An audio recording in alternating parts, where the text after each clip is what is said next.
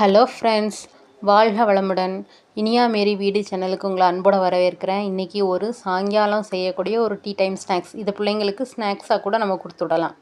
அதுக்கு 1.5 கப் அவல் எடுத்துக்கோங்க. நீங்கள் இப்போ டம்ளர் எடுக்கிறீங்களா, 1.5 டம்ளர் அவல். அதை நல்லா அலசி இது வந்து கட்டி அவலாக இருந்தால் நீங்கள் ஊற வைக்கலாம். நைஸ் அவலாக இருந்தால் நீங்கள் அலசும் போதே அது நல்லா ஊறிடும். நான் இப்போ நைஸ் அவல் தான் போட்டிருக்கேன். அதனால நம்ம அதை அலசிட்டு நம்ம தண்ணி வடிய வச்சாலே போதும், அது நல்லா ஊறிடும். நம்ம இது எதுக்கு அலசுறோம்னா, இதுலேருந்து தூசி இந்த மாதிரி குப்பை ஏதாவது கிடக்கும், அதை நம்ம எடுத்துட்டோன்னா நமக்கு நல்லா இருக்கும்ல. அதனால தான் நம்ம தண்ணி ஊற்றி அதை அலசி பண்ணணும். ஏன்னா இதை ஊற வச்சா தான் நம்ம கொழக்கட்டை பிடிக்கிறதுக்கும் நல்லா வரும். அதனால் நம்ம இது வந்து நான் லேஸ் அவல்ங்கிறதுனால நம்ம இதில் நம்ம ஊற வைக்க தேவையில்லை. கட்டி அவல்னால் கண்டிப்பாக ஊற வைக்கணும். லேஸ் அவல்ங்கிறதுனால நம்ம அலசி தண்ணி வடிய வச்சு அதை ஒரு இதில் எடுத்து வச்சுக்குவோம். இதை வந்து ரொம்ப நேரம் ஊற வைக்கணுங்கிற அவசியம் நமக்கு கிடையாது. தண்ணியை மட்டும் வடிய வச்சுக்கோங்க. முழு தண்ணியும் வடியணும்னு அவசியம் இல்லை. ஓரளவுக்கு தண்ணி வடிஞ்சால் போதும். ஏன்னா நம்ம சமைக்கும் போது தண்ணி ஊற்றி தான் நம்ம அதை வேக வைக்க போகிறோம். அதனால் ஓரளவுக்கு தண்ணி வடிஞ்சால் போதும். ஒரு பாத்திரத்தில் ரெடி பண்ணி எடுத்து வச்சுக்கோங்க. இந்த கொழக்கட்டை வந்து ரொம்ப டேஸ்ட்டாக இருக்கும், உடம்புக்கு நல்லது. பிள்ளைங்க ரொம்ப ஒல்லியாக இருக்காங்க, வெயிட் போட மாட்டேக்காங்க, சத்து இல்லை அப்படின்னு நினச்சிங்கன்னா அடிக்கடி இந்த அவல் செஞ்சு கொடுங்க. அவல் கொடுங்க, அவல் ஏதாவது செஞ்சு கொடுங்க. இப்போது ஒரு பாத்திரத்தில் எண்ணெய் சூடு பண்ணிவிட்டு, எண்ணெய் சூடானதும் அதில் கடுகு உளுந்த பருப்பு பொரிய விட்டுருங்க. கடுகு உளுந்த பருப்பு பொரிஞ்சதும் அதில் நம்ம வெட்டி வச்சுருக்கிற கருவேப்பிலை, கொத்தமல்லி, வத்தல் இதையும் போட்டு நல்லா வதக்கிக்கோங்க. வத்தல் எதுக்கு போடுறோம் அப்படின்னா, அது நல்லாயிருக்கும். வெள்ளை கலரில் இருக்குமா கொழக்கட்டை, கருவேப்பிலை, கொத்தமல்லி பச்சை கலரு, வத்தல் வந்து சிகப்பு கலர், நல்லாயிருக்கும் பார்க்க. இல்லை எங்களுக்கு பச்சை மிளகா பிடிக்குனாலும் பச்சை மிளகா நல்லா குட்டியாக நறுக்கி கூட சேர்த்துக்கலாம். இப்போ நம்ம இதெல்லாம் செய்கிறதுக்கு முன்னாடியே ஒரு கைப்பிடி அளவுக்கு கடலைப்பருப்பு அதை ஊற வச்சுக்கோங்க. ஊற வைக்காமல் போட்டிங்கன்னா நம்ம சாப்பிடும்போது கடுக்குன்னு இருக்கும். அதனால் லைட்டாக 1 மணி நேரம்லாம் கிடையாது. இப்போ நம்ம செய்ய ஆரம்பிக்க போகிறோன்னா அப்போ கடலைப்பருப்பை ஊற போட்டாலே போதும். அது கொஞ்சம் பொதுமிரும். அதுக்கப்புறம் அதையும் எண்ணெயில் போட்டு நல்லா வதக்கிக்கோங்க. வதக்குனதுக்கப்புறம் ஒரு 2 சின்ன சைஸ் அளவுக்கு வெங்காயம், பெரிய வெங்காயம் தான், ஆனால் சின்ன சைஸாக இருக்கும் பாருங்கள், அது பெரிய வெங்காயமாக இருந்தால் ஒரே ஒரு வெங்காயம் போதும். அதை குட்டி குட்டியாக நறுக்கி அதையும் சேர்த்துக்கோங்க. இதில் தேவையான அளவுக்கு நம்ம உப்பு சேர்த்துக்கலாம். உப்பு அதிகமாயிட்டு அப்படின்னு ஃபீல் பண்ணாதீங்க. உப்பு அதிகமாயிட்டுனா இதில் நீங்கள் பச்சரிசி மாவு நம்ம சேர்க்க போகிறோம், அதனால் அது சரியாயிடும். இல்லை எல்லாம் செஞ்சதுக்கப்புறமும் உப்பு அதிகமாக இருக்குது அப்படின்னா கூட கொஞ்சம் பச்சரிசி மாவு சேர்த்துக்கோங்க. ஆனால் வந்து கொழக்கட்டையில் அவள் டேஸ்ட்டு வராது, அவ்வளோதான். உப்பு அதிகமாயிட்டுனா, உப்பு அதிகமாகலை அப்படின்னா நார்மலாக 2 டேபிள் ஸ்பூன், 1.5 டேபிள் ஸ்பூன் அளவுக்கு பச்சரிசி மாவு சேர்த்துக்கிட்டால் போதும். இப்போது இது நல்லா வதங்கட்டும், நல்லா பொன்னிறமாக வதங்கட்டும். வதங்கினதுக்கப்புறம் இதில் நம்ம வந்து அலசி எடுத்து வச்சுருக்கோம் பாருங்கள் அவல், அதை சேர்த்துக்கணும். இப்போ நான் வந்து 1.5 கப் அளவுக்கு அவல் எடுத்தேன், அதனால 1/2 கப் அளவுக்கு தண்ணி, அதாவது 3ல் 1 பங்கு தண்ணி. 1.5 கப் அவல் எடுத்ததுனால 1/2 கப் தண்ணி ஊற்றிருக்கேன். அந்த தண்ணி நல்லா கொதிக்கட்டும். இதில் நம்ம அவளுக்கு தேவையான அளவுக்கு உப்பு போட்டுக்கலாம். நல்லா கொதிக்குது பாருங்கள். நல்லா கொதித்தோடனே இந்த அவல் கொழுக்கட்டைக்கு தேவையான அளவுக்கு உப்பு நம்ம சேர்த்துக்கலாம்.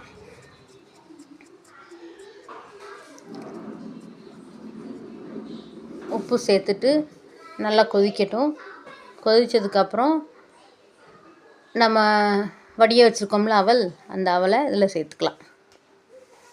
கொதிச்சா போதும், ரொம்ப வத்தணும்லாம் அவசியம் இல்லை, தண்ணி கொதிக்கணும், அவ்வளோதான்.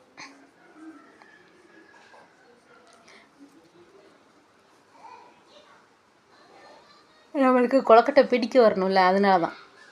இது கொஞ்சம் வேகும், அவிக்கிற நேரம் கொஞ்சம் கம்மியாகும், அவ்வளோதான்.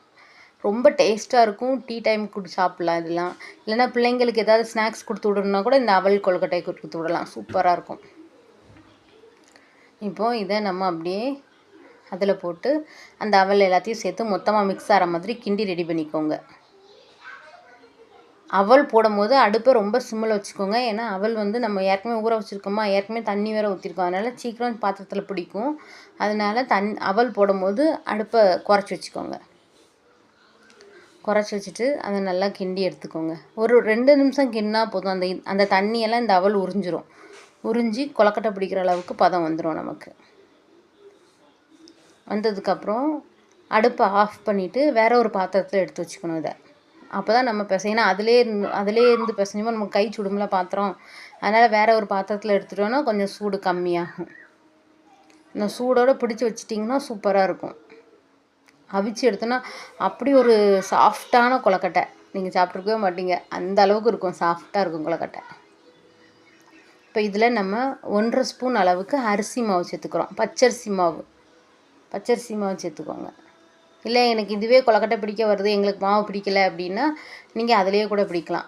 பச்சரிசி மாவு சேர்த்தா இன்னும் கொஞ்சம் குவான்டிட்டி அதிகமாக தெரியும், டேஸ்ட்டு கொஞ்சம் வித்தியாசமாக இருக்கும், அவ்வளோதான்.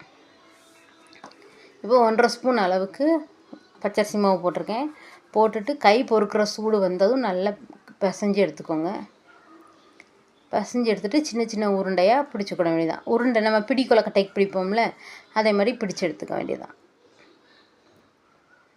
ஆனால் சூடு பொறுக்கும் போதே அந்த சூடு கை பொறுக்கிற அளவுலேயே நம்ம போட்டு கிண்டி வச்சிடணும், அப்போ தான் நல்லாயிருக்கும். இப்போ இதில் நம்ம கையில் கொஞ்சோண்டு எண்ணெய் ஊற்றிட்டு கொழுக்கட்டை பிடிச்சி வச்சிடலாம்.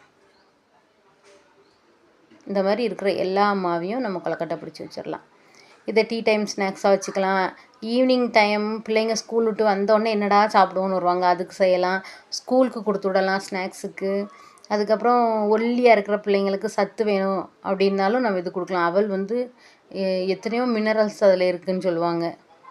சத்து அதிகமாக இருக்கும் அவலில். ஏன்னா அது அரிசியில் தானே இடித்து அவல் செய்வாங்க, அதனால் சூப்பராக இருக்கும். சம்பா அவல், கெட்டி அவல், நைஸ் அவல், அவல்லே நிறைய வெரைட்டி இருக்குது. இது வந்து நான் நைஸ் அவல் தான் வாங்கியிருக்கேன். ஏன்னா நம்ம சில டைம் எதுவும் வீட்டில் ஏதாவது ஸ்நாக்ஸ் சாப்பிட்றன்னு போல் இருக்குது அப்படின்னு நம்ம யோசிச்சோன்னு வச்சுக்கோங்களேன், கொஞ்சோண்டு அவலை அலசிட்டு அதில் சூடான பால், கொஞ்சோண்டு தேங்காய், கொஞ்சோண்டு சீனி போட்டு சாப்பிட்டா இன்னும் டேஸ்ட்டாக இருக்கும். இப்போ இதில் நம்ம கார கொழுக்கட்டை செஞ்சுருக்கோம்ல, இதே இதில் உங்களுக்கு இனிப்பாக வேணும் அப்படின்னா நீங்கள் இந்த அவல் எல்லாம் நம்ம அடுப்பில் வைக்க தேவையில்லை. அதுக்கு நம்ம என்ன பண்ணோன்னா, இப்போ நம்ம எல்லாத்தையும் ரெடி பண்ணி எடுத்தோம்ல, அவலை ஊற வச்சு ஒரு பாத்திரத்தில் எடுத்துகிட்டு வெல்லத்தை சூடு பண்ணி அதில் ஊற்றணும், அவ்வளோதான். இப்போ நம்ம தண்ணி ஊற்றினோமா, அதுக்கு பதில் அதில் வெல்லத்தை சூடு பண்ணி ஊற்றி ஒரு பிஞ்ச் அளவுக்கு உப்பு மட்டும் சேர்த்துக்கிட்டா போதும், சூப்பராக இருக்கும். அது இனிப்பு கொழுக்கட்டை, அதுவும் நல்லாயிருக்கும், சாஃப்டாக இருக்கும். இதில் விஷயம் என்னென்னா, நம்ம சூடாக இருக்கும் பாருங்க, அப்போவே நம்ம பிடிச்சி வேக வச்சு எடுத்தால் நல்ல டேஸ்ட்டாக இருக்கும். வேக வைக்கிறது ரொம்ப நேரம் வேக வச்சாலும் கொழன்னு ஆயிரும், அந்த கேசரி மாதிரி ஆயிரும். ஓரளவு குறிப்பிட்ட ஒரு 5 நிமிஷம் வேக வச்சாலே போதும், நல்லா வெந்துடும். இப்போ இதை நம்ம இட்லி பாத்திரத்தில் சூடு பண்ணி வச்சு வேக வச்சு எடுக்க வேண்டியதான். இட்லி பாத்திரத்தில் இட்லியை வச்சாலும் சரி, கொழுக்கட்டை வச்சாலும் சரி, அந்த தண்ணி வந்து நல்லா கொதித்ததுக்கப்புறம் நீங்கள் வச்சிங்கன்னா 5 நிமிஷத்தில் இட்லியும் நல்லா சாஃப்டாக இருக்கும், நல்லாயிருக்கும். அதே மாதிரி கொழுக்கட்டை வச்சாலும் சரி, இடியாப்பம் வச்சாலும் சரி, புட்டை வச்சாலும் சரி, இட்லி தட்டில் புட்டை வைப்பாங்க பாருங்கள், எதாக இருந்தாலும் சரி, இட்லி சட்டியில் எது செஞ்சாலுமே நல்லா கொதிக்கிற அளவுக்கு வச்சதுக்கப்புறம் வச்சா ரெடி ஆகிடும். இப்போ 5 நிமிஷம் கழித்து நம்மளோட கொழுக்கட்டை ரெடி ஆயிடுச்சு. அவல் கொழுக்கட்டை நல்லா இருக்குல்ல, பிடி கொழுக்கட்டை மாதிரியே இருக்கும், நல்லாயிருக்கும். அவல் பிடி கொழுக்கட்டை இது உடம்புக்கும் நல்லது தான், அதனால் நீங்கள் அடிக்கடி கூட செய்யலாம். ஒரு தடவை செஞ்சு கொடுத்தீங்கன்னா உங்கள் பிள்ளைங்களே அடிக்கடி செஞ்சு தாங்கம்மான்னு கேட்பாங்க, அந்தளவுக்கு இது நல்லாயிருக்கும். பிஸ்கெட் வச்சு சாப்பிட்றதுக்கு கொழுக்கட்டை வச்சு சாப்பிட்டா இன்னும் டேஸ்ட்டாக இருக்கும். இந்த அவல் பிடி கொழுக்கட்டை உங்களுக்கு பிடிச்சிருக்குன்னு நினைக்கிறேன். பிடிச்சிருந்தா இனியா மேரி வீடு சேனலை சப்ஸ்கிரைப் பண்ணுங்கள், லைக் பண்ணுங்கள், ஷேர் பண்ணுங்கள், கமெண்ட் பண்ணுங்கள், மறக்காமல் பெல் பட்டனை கிளிக் பண்ணுங்கள். நெக்ஸ்ட் ஒரு வீடியோவில் சந்திக்கலாம். பாய்.